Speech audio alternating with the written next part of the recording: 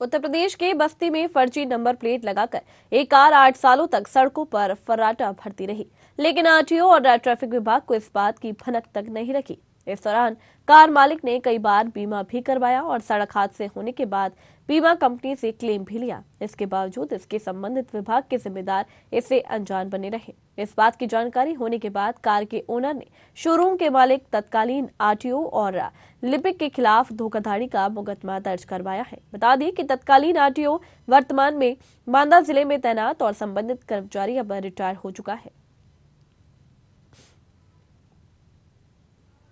हमको नहीं पता था। हम तो जब हाई सिक्योरिटी नंबर लेने की बात आई तो हम जन सेवा केंद्रों पर गए तो उन्होंने कहा कि सर आपके वाहन का जो है वाहन पोर्टल पर अपलोड नहीं दिखा रहा है, तो आप ना हो तो ये आरटीओ से मिलिए। तो ये आरटीओ के यहाँ गए तो आरटीओ ने भी अपना खोला तो उस पर भी नहीं दिखाई दे रहा था। तो उन्होंने कहा सर ये जो है एजेंसी वालों ने फर्जी काम करते हैं और आपको उन्होंने फ्रॉड दे दिया। तो हम एजेंसी के जीएम से बात शुरू किए।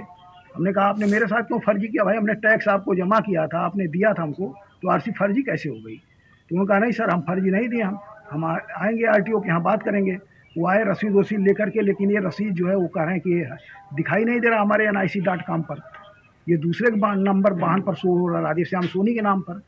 अब इस तरह से उन्होंने फर्जी किया है। अब इसकी जांच हो तो अभी तक तो कह रहे थे कि पेनाल्टी के थ्रू हम करा देंगे, लेकिन अब वो कह रहे हैं कि BS4 टोटली बंद है। हमने ऊपर पूछा है तो पेनाल्टी के साथ भी नहीं हो सकता सर। अगर 1,02,000 कुछ हो रहा है डबल करने पर तो उतना जमा कर देंगे तो वो भी सरकारी धन है, से वापस हो नहीं पाएगा ट्रेजरी का। जी इस समय तो बहुत दिक्कत हो रही है हमको जब हम लोग हाई सिक्योरिटी नंबर प्लेट, जब सरकार की गाइडलाइन आई कि हाई सिक्योरिटी नंबर प्लेट गाड़ियों पे लगेंगे, तो उसके समय हम लोग ने हाई सिक्योरिटी प्लेट के लिए जब उसकी वेबसाइट पे भी देखा और जन सुविधा केंद्र पे भी गए, जब नहीं हो रहा था हाई सिक्योरिटी नंबर प्लेट में, जब हम UP 51AA6262 डालते थे तो नो रिकॉर्ड फाउंड बताता था कि आपका कोई रिकॉर्ड अवेलेबल नहीं है हमारी वेबसाइट पे। तो हमने जब उसमें फिर हमने मेल किया और उनके कॉल सेंटर पे बात की तो उन्होंने अपने आरटीओ से बात करने के लिए कहा।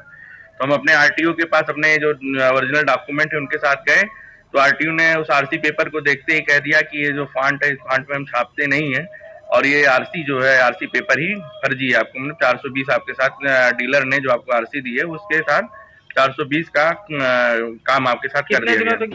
इसमें वादी पक्ष प्रस्तुत हुआ था और उसने काफ़ी समय पूर्व एक वाहन लिया था और उसका आरोप है कि उसमें जो आरसी और जो भी उसको नंबर अलाट किए गए, जब वो हाई सिक्योरिटी प्लेट के लिए जब आरटीओ ऑफिस गया था तो उसको ये जानकारी हुई कि आरसी और उसका नंबर फर्जी है।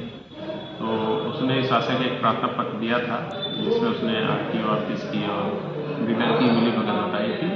उस आरोप के संबंध में एक FIR कोतवाली में दर्ज की गई है और इसमें विवेचना प्रचलित है और इसमें जो भी दोषी होगा